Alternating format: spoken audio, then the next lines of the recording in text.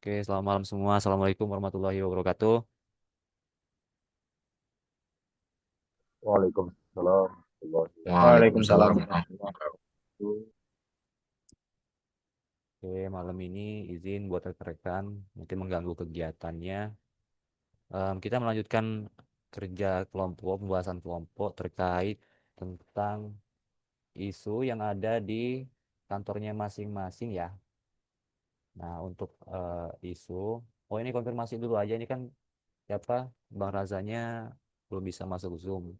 Itu kenapa ya ini apa namanya Bang Alip? Izin Bang, izin Ketua, izin menyampaikan bahwasannya Bang Raza sedang melaksanakan briefing malam Bang untuk naik piket siaga Ya, oke. siaga kantor Bang. Ya, tadi udah kirim juga sih materinya ke saya. Nanti kita ini aja lah ya. Nanti kita satu jadi satu aja. Nah untuk sekarang mungkin dari kawan-kawan mungkin udah ada pada persiapan untuk apa namanya mengangkat isu-isu masing-masing di kantornya. Saya mulai dari yang punya saya dulu aja ya. Isu yang ada di kantor SAR Lampung.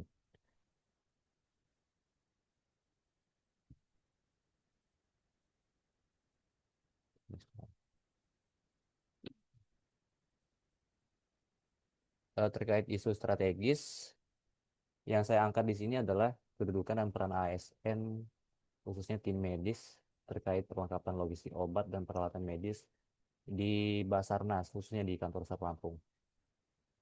Untuk ininya, kedudukan ASN-nya di sini sebagai ASN tenaga medis fungsional, penanggung jawab, dan pelaksana pengendali peralatan medis.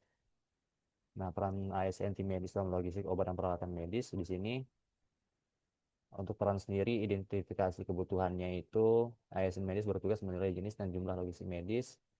Lalu untuk pengelolaan peralatan dan obatnya, mereka memantau kondisi alat, tanggal kadaluarsa obat, dan kesiapan kit medis. Kit medis ini untuk perlengkapan peralatan medis ya, sebelum dan sesudah misi. Lalu pemanfaatan dan dokumentasi, pemberi masukan kebijakan logistik medis, dan pelatihan penggunaan alat medis. Nah, untuk isu dan tantangan utama yang dihadapi, isunya itu ketidakterlibatan dalam perencanaan logistik. Lalu untuk penjelasannya ini ASN medis di lapangan sering tidak dilibatkan secara formal karena kan biasanya tim medis yang saya tahu dari apa namanya senior-senior saya kebetulan kan di Pansar Lampung itu ada 2 orang senior tim medisnya perawat semua. Jadi kalau menurut 2 orang sih untuk tim medis itu biasanya em, untuk tupoksi pekerjaannya ya biasanya dia cuma hanya memantau kesehatan dan fokus untuk apa namanya itu mengecek lah ya ngecek tensi darah ya biasanya setiap sebelum apa namanya tim SAR atau personel SAR itu melakukan operasi SAR. Nah lalu untuk ketimpangan distribusi alat dan obat gitu biasanya terjadi kesenjangan logistik antar unit SAR terutama antara wilayah pusat dan daerah terpencil. Kalau untuk peralatan medisnya eh, yang saya angkat di sini tidak kadang-kadang tidak sesuai dengan standar lapangan. Beberapa alat medis yang tersedia terlalu rumit, udah itu usang, mungkin sudah lama atau tidak portable, tidak sesuai dengan kebutuhan operasi SAR yang ekstrim. Lalu untuk keterbatasan kewenangan ASN medis, meskipun bertanggung jawab atas alat dan obat, banyak ASN medis belum memiliki otoritas formal. Nah, untuk otoritas formal ini kan maksudnya legalnya. Misalnya legalnya ini biasanya kan dia tim medis itu kalau perawat biasanya kalau mengurus sesuatu biasanya dia ada sertifikat atau apa namanya surat keterangan SK lah ya dari pusat biasanya seperti itu. Tapi kalau untuk sekarang saya belum ketemu sih, belum ada sih kalau ini dari kakak-kakak seniornya. Lalu untuk belum ada SOP khusus, kurangnya standar nasional atau internal untuk dapat daftar isi emergency medical kit yang sesuai dengan medan operasi Basarnas.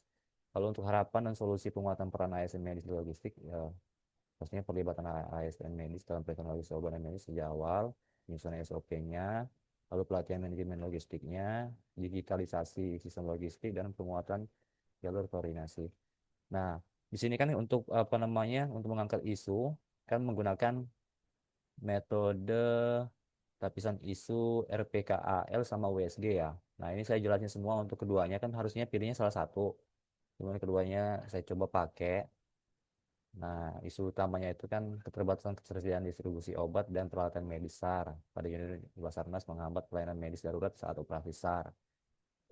Nah, untuk USG sendiri, urgensi, untuk U-nya urgensi. Untuk pertanyaan apakah isu ini perlu segera ditangani? Ya, operasi SAR menuntut keselesaian penuh dan penanganan obat luka ringan hingga berat. Lalu untuk seriusitas, pertanyaan apakah ada dampak jika tidak segera diatasi untuk yang isu tersebut? Em, Serius apa namanya ketiadaan obat atau alat medis yang dibutuhkan secara langsung berdampak pada keterlambatan penanganan korban kritis, peningkatan risiko pencacatan dan kematian, menurunnya kepercayaan masyarakat dan relawan, dan membahayakan keselamatan tim SAR. Untuk G-nya tumbuh kembang, apakah dampaknya akan berkembang bila dibiarkan? Kalau menurut saya iya, karena masalah ini bisa meluas ke seluruh wilayah kerja Basarnas. Lalu menyebabkan karena kan di Basarnas Lampung itu dia untuk apa namanya apa sih posar ya, posarnya itu kan ada 3, nah termasuk kantor pusatnya 4 jadinya. Untuk pelayanan medis sendiri kan dia terpusatnya di kantor pusatnya, jadi kalau untuk yang di lapangan biasanya sih apa namanya untuk peralatan medis itu kan dan untuk obat-obatannya masih terbatas. Lanjut untuk kesimpulan lapisan isu menggunakan metode USG ini, untuk penilaiannya urgensinya tinggi, serius sangat serius, tumbuh kembangnya berkembang cepat. Lalu untuk yang lapisan isu menggunakan RPKAL ini, jadi untuk R-nya relevan, pertanyaannya apakah isu ini sesuai dengan tugas fungsi dan mandat Basarnas? Ya, ini mungkin kawan-kawan bisa sambil dibaca juga ya, kita saling sharing aja di grup untuk ininya. Jadi untuk yang punya saya sekian ya. Jadi untuk kawan-kawan, silakan mungkin bisa dimulai dari siapa dulu. Nanti kita pilih salah satu lah ya. Untuk ini. Izin, ada yang mau share duluan? Saya dulu nggak apa, Bang. Siap, boleh ya. Siapa bang? Siapa luan? Oh, ya udah. Bang Rey ya. Ya, Oke, Bang. boleh. Bentar, saya screen dulu.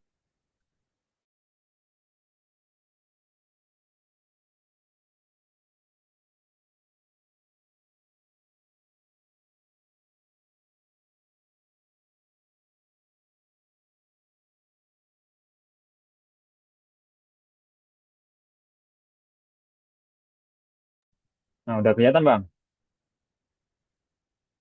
Siap, mantap. Nah, Bang ya. Ini, jadi saya mengambil analisis isu yang ada di kantor KPP Jakarta. Menurut saya, yaitu kurangnya alat kebersihan untuk kendaraan operasional SAR. Yang melatar belakangi saya mengambil isu tersebut adalah kendaraan operasional SAR merupakan elemen vital dalam mendukung pelaksanaan tugas pencarian dan pertolongan. Kondisi kendaraan yang bersih dan terawat tidak hanya menunjang performa operasional, namun juga menjadi representasi profesionalisme instansi. Ditemukan keterbatasan atau kurangnya alat kebersihan seperti mesin steam, sikat, sabun kendaraan, dan fasilitas kebersihan lainnya. Jadi di kantor kami itu kalau mau nyuci mobil, nyuci truk, atau nyuci kendaraan itu masih cari-cari, Bang. Jadi cari ember lah, cari kain lah, cari kanebo lah. Dan itu nggak ada buat penyimpanan khusus gitu, Bang. Terus identifikasi masalahnya, minimnya alat dan bahan kebersihan khusus kendaraan operasional. Yang kedua, tidak adanya jadwal atau sistem rutin pembersihan kendaraan. Dan ketiga, kurangnya perhatian terhadap perawatan estetika kendaraan. Terus dampak yang ditimbulkan yaitu menurunnya citra profesional tim SAR. Yang kedua yaitu potensi kerusakan kendaraan. Yang ketiga, kurangnya kenyamanan personel. Keempat, penurunan motivasi kerja. Dari keterangan di atas keterkaitan dengan substansi manajemen ASN, yaitu satu, pengelolaan sarana dan prasarana yang efisien dan profesional. Yang kedua, itu penciptaan lingkungan kerja yang nyaman, bersih, dan mendukung produktivitas.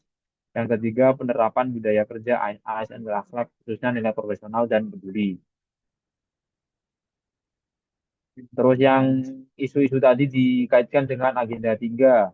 yaitu manajemen ASN. Isu ini menunjukkan perlunya manajemen aset kendaraan sebagai bagian dari tanggung jawab pimpinan dan staf ASN dan menyediakan sarana kerja yang layak.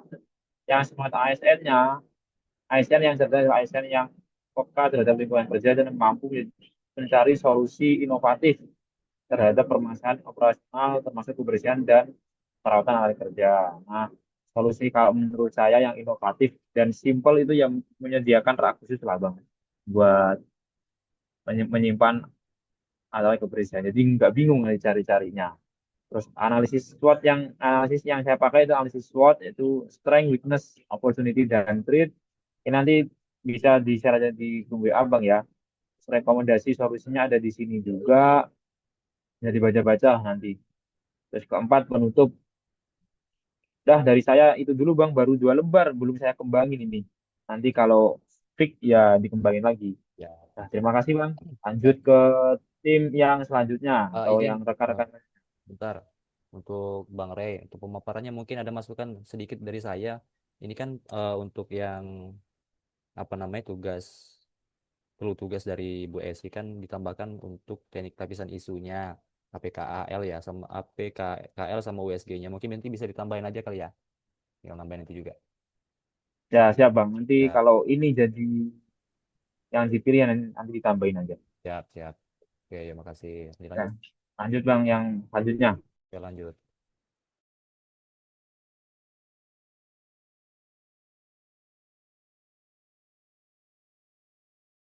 Izin bang, saya bisa bang. Ya,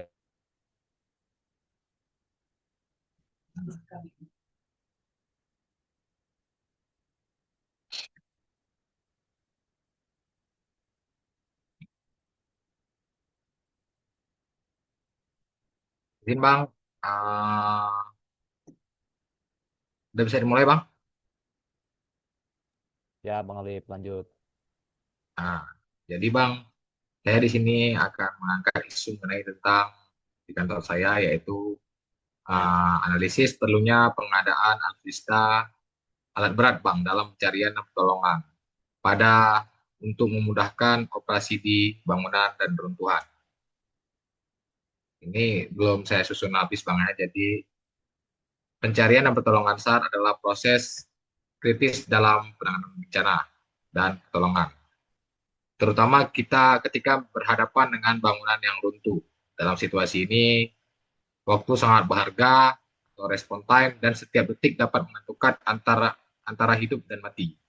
Oleh karena itu, pengadaan alat utama sistem senjata atau alutsista yang tepat seperti ekskavator, bulldozer, dan backholder, serta truk crane menjadi sangat penting, Bang. Jadi pentingnya alutsista tersebut, yang pertama tujuannya untuk efisiensi waktu dan sumber daya, Bang. Jadi jika alutsista ini ada, operasi SAR seringkali dilakukan di bawah tekanan waktu yang ekstrim. Keberadaan alutsista modern memungkinkan tim SAR untuk mengakses dan mengevakuasi korban dengan lebih cepat. Misalnya, ekskavator dapat menggali runtuhan dan membuka akses ke korban yang terjebak dalam waktu yang lebih singkat dibandingkan dengan metode manual atau dengan menggunakan mesin show atau K12 dengan hydraulic pump dan alat-alat CSR yang lain, Bang.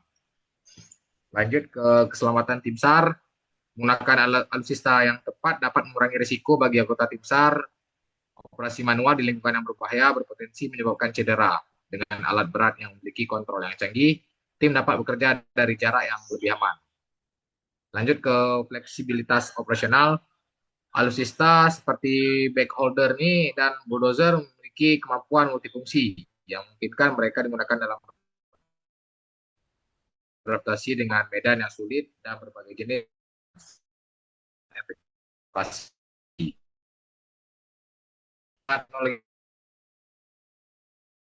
baru seperti sensor dan perangkat pemantauan. Hal ini memungkinkan deteksi korban yang lebih akurat dan memberikan informasi real time kepada tim SAR sehingga mereka dapat mengambil keputusan yang lebih. Untuk alutsista ini yang diperlukan salah satunya adalah ekskavator. Keunggulannya dengan lengan yang panjang dan kemampuan untuk berputar 360 derajat, ekskavator dapat dengan mudah mengangkat puing-puing yang berat dan menciptakan ruang bagi tim penyelamat bekerja.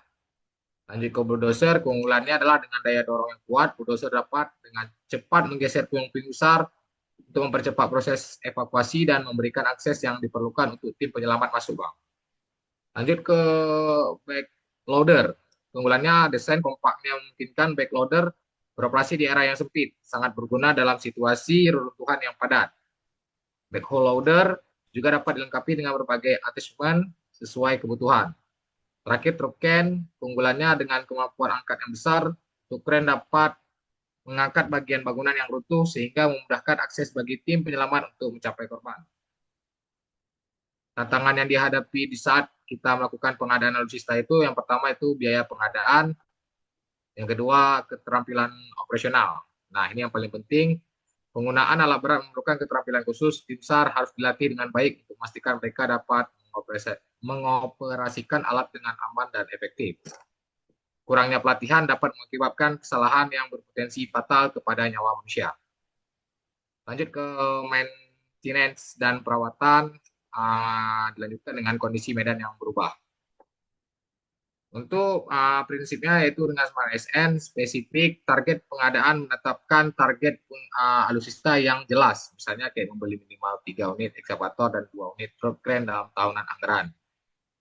Terus terukur untuk itu evaluasi kinerja, keberhasilan pengadaan dan penggunaan alutsista harus dapat diukur melalui indikator seperti waktu respon dalam operasi SAR dan jumlah korban yang berhasil ditemukan.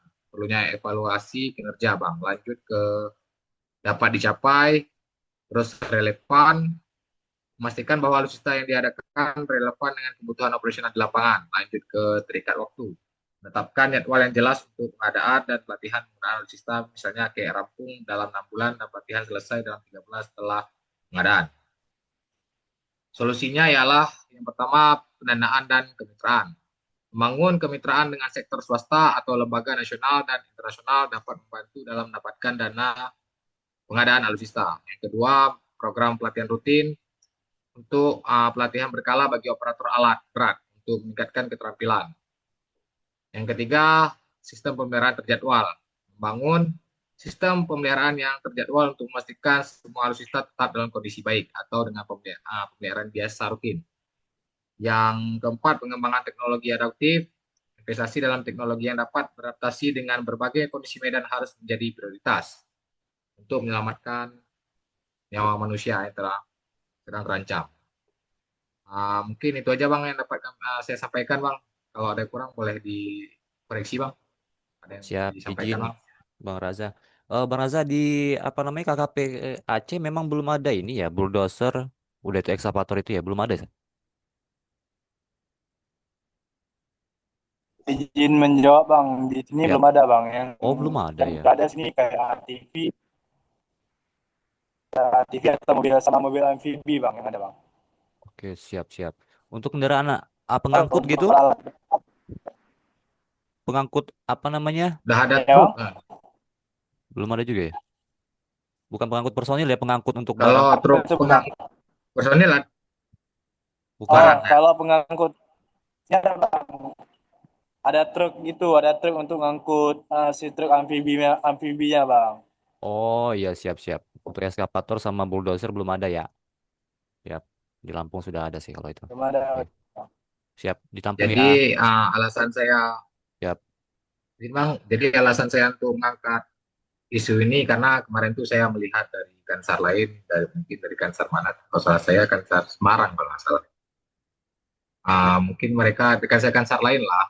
Saya mungkin nggak tahu tepatnya karena saya melihat dari Kansar lain ada alutsista berat, Bang, alat berat. Mungkin di Aceh ini perlu pengadaan juga, Bang, karena kan mungkin situasi yang dulu pernah terjadi di Aceh tahun 2004 memungkinkan, tidak menutup kemungkinan, Bang, bakal ada terjadi bencana, Bang. Jadi untuk pengadaan perlu perlu harus diadakan alat-alat tersebut, Bang. Izin, terima kasih. Siap, siap. Mantap, mantap. Oke, oke. Izin Bang, izin Siap. Bang. Saya jam 19.45 briefing dulu Bang sama pengecekan alat Bang. Kalau sudah nanti saya gabung kembali Bang. Halo Bang, monitor Bang. Halo Bang, Siap di copy. halo menit ya Bang. Siap. Terima kasih. Ya, Bang. Oke, dilanjut yang lain. Yang belum. Baik Boleh Bang, kayaknya Bang. halo. Ya, dulu tuh gimana Febri? Kalau Febri mau duluan nggak apa-apa duluan aja.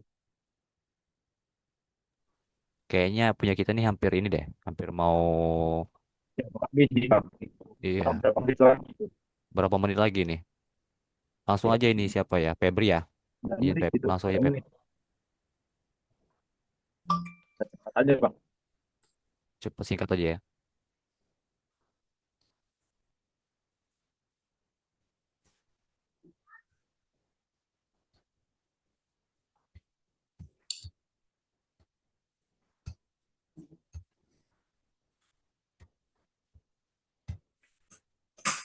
Baik, saya mengangkat isu dengan judul minimnya personel dan peralatan Basarnas Palembang menghambat efektivitas operasi pencarian dan pertolongan di Sumatera Selatan.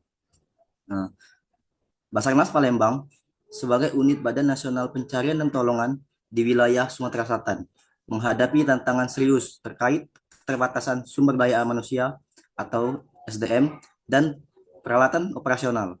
Saat ini, jumlah personel Basarnas Palembang hanya sekitar 110 sampai 120 orang.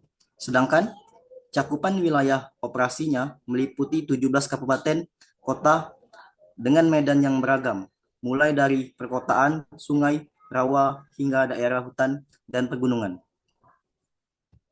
Kepala Kantor Basarnas Palembang menyebutkan bahwa idealnya dibutuhkan setidaknya 140 personel aktif untuk mendukung operasi secara optimal.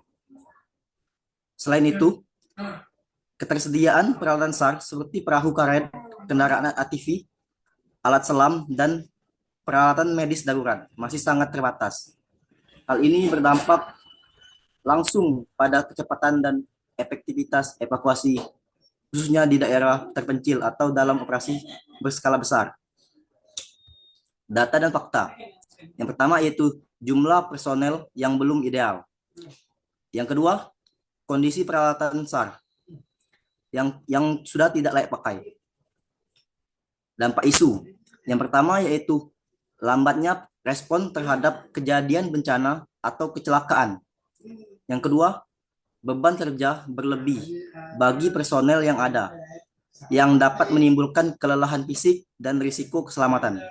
Yang ketiga, operasi penyelamatan tidak maksimal, terutama jika terjadi bencana secara bersamaan di beberapa titik.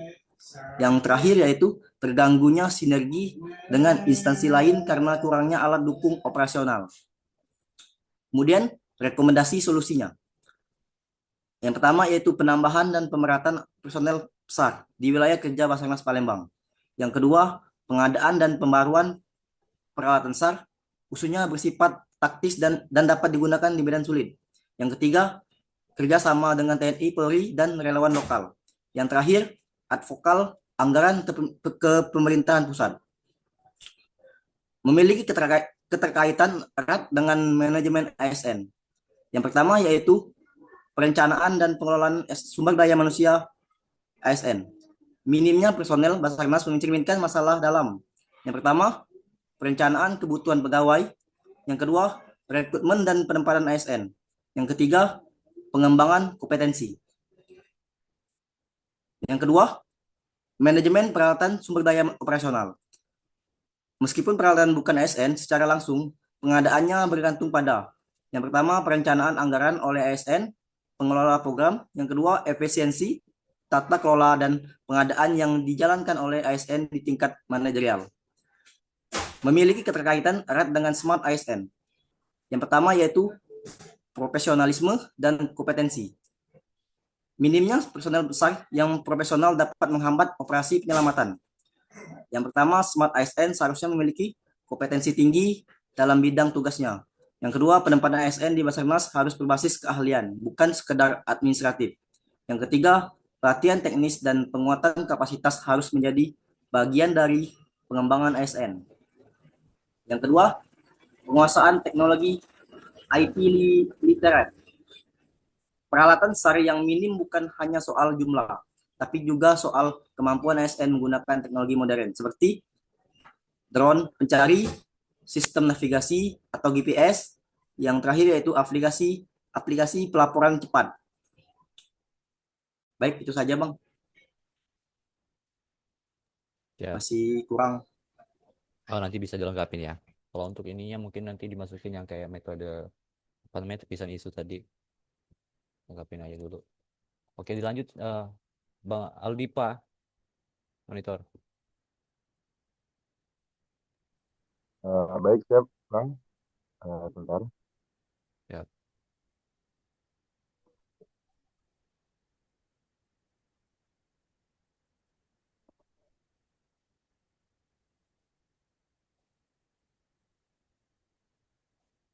masih cukup ini 4 menit lah ya. Singkat aja ya ini. Nanti Eh, dilanjut di sudah ada di layar belum, Bang? belum. Langsung aja Bang, latar belakang terus solusinya terus Ya, penutup gitu aja Bang. ya, Ini sudah ada layar belum, saya sudah terlihat jelas belum, Mas? Belum. belum. Sip, mantap. Baik. Eh, ini salah satu identifikasi masalah saya, ya, Bang. Saya ada dua masalah, tapi salah satu yang saya angkat. Soalnya belum saya rapiin ini, Bang. Jadi saya mau mengangkat isu yang terjadi di kantor, mungkin di hampir setiap kantor ada nih, Bang. Yakni obesitas pada rescuer, Bang. Jadi lingkup isunya itu banyaknya rescuer yang mengalami masalah obesitas pada kantor pencarian pertolongan entah apa ya, Bang. Meskipun di kantor lain banyak mungkin banyak. Terus untuk deskripsi isunya, obesitas itu merupakan suatu keadaan penumpukan lemak yang berlebih akibat ketidakseimbangan asupan energi atau energi intake dengan energi yang digunakan itu tidak sesuai, Bang. Yang masuk untuk kalorinya banyak, tapi untuk yang keluar juga tidak sesuai kan. Nah, makanya itu eh mana ini, Pak? Turun.